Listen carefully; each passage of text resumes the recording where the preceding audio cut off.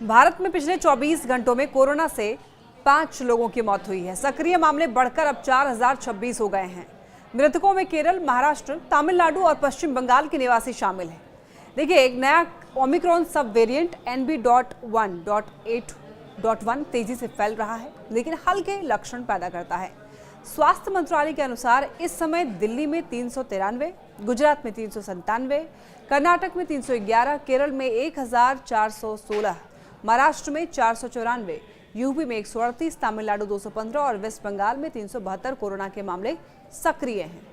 वहीं कोरोना से केरल में 80 वर्षीय एक व्यक्ति की मौत हो गई है, जो कि गंभीर निमोनिया और तीव्र श्वसन संकट सिंड्रोम ARDS के साथ साथ मधुमेह, उच्च रक्तचाप और यहाँ पर कोरोनरी धमनी रोग से पीड़ित था।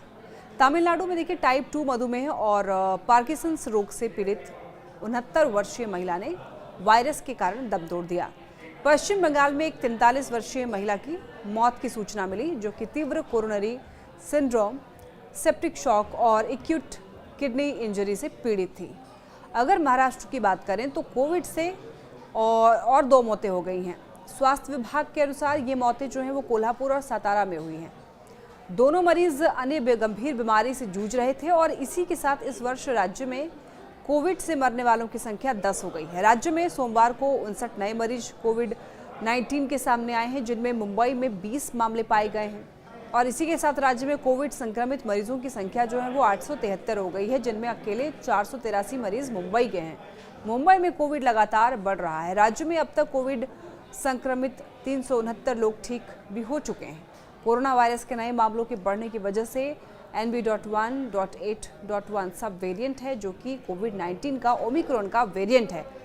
भारतीय चिकित्सा अनुसंधान परिषद ICMR ने ये पुष्टि की है कि नया जो स्ट्रेन है वो तेजी से फैलता है और अत्यधिक परिवर्तनशील है, लेकिन ये हल्की बीमारी का कारण बनता है।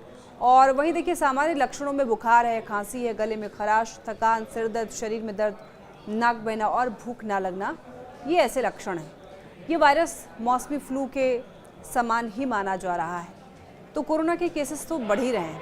अब लोग जो गाइडलाइंस कोविड-19 के समय में दिया जा रहा था हमें कि मास्क लगाना है, सोशल डिस्टेंसिंग मेंटेन करनी है, कहीं बाहर आप जा रहे हैं तो आप भीड़ भाड़ वाला इलाके में मास्क तो लगाएं ही, साथ ही कोशिश करें आप हैंड वॉश करने का। घर बाहर से जब भी आप घर आएँ तो आप हाथ को अच्छे तरीके से धोएं और उसके बाद ही आप कुछ खाएं या फिर किसी से भी मिलें। खासतौर पर जब आप छोटे बच्चों से मुलाकात करते हैं तो इसका आपको और भी ज़्यादा ख्याल रखना है। तो सावधानी देखिए, आपके अपने हाथों में है। कोरोना के केसेस ज़रूर बढ़ रहे हैं, लेकिन ये उन लोगों के लिए ख़तरनाक है जो पहले से किसी गंभीर बीमारी से ग्रसित हैं। लेकिन आपको अपने इम्यूनिटी बूस्ट करने पर ध्यान ज़रूर देना चाहिए और सावधानी ज़रूर बरतनी चाहिए।